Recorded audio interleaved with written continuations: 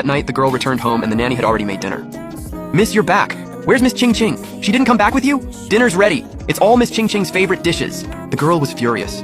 The nanny knew she couldn't eat spicy food, yet made Ching Ching's favorite Sichuan dishes every day. Before, the girl had always held back for the sake of peace at home. But this time, she was done. She ordered the nanny to dump all the food and replace it with something light. Seeing the girl's icy expression, the nanny had no choice but to obey. Just then, her father stormed home with Ching Ching and demanded to know why she had left Ching Ching at school. Looking at her father's furious face, the girl couldn't take it anymore and asked why he was so biased. Why did he care more about an adopted daughter than his own? Was Ching Ching really his illegitimate child? Seeing his dirty secret exposed, her father flew into a rage and slapped her hard. He ordered her to apologize to Ching Ching right away or get out of the house. But the girl reminded him to remember his place as a live-in son-in-law. The villa and the company were both left to her by her mother. So the one who should leave was him. After saying that, the girl stormed back to her room. Right then, a private investigator messaged her and confirmed that Ching Ching was indeed her father's illegitimate daughter. As she was drowning in heartbreak, her childhood sweetheart, the Chin family heir, suddenly called.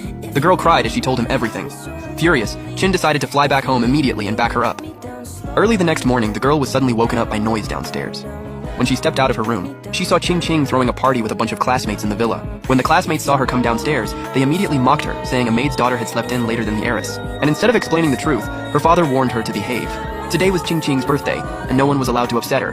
The girl agreed right away, and even offered to let Ching Ching pick something from her room as a gift. Seeing her act so obedient, her father finally relaxed and went to the company. Before leaving, he told Ching Ching that the Chin heir was coming back from overseas to visit, so she had to make a good impression. The classmates were instantly jealous. They had heard Chin liked the heiress, but they never thought the rumor was true. The heartthrob grew jealous too, saying Chin was just a spoiled rich kid, and that once he graduated he would do way better. The girl almost laughed out loud.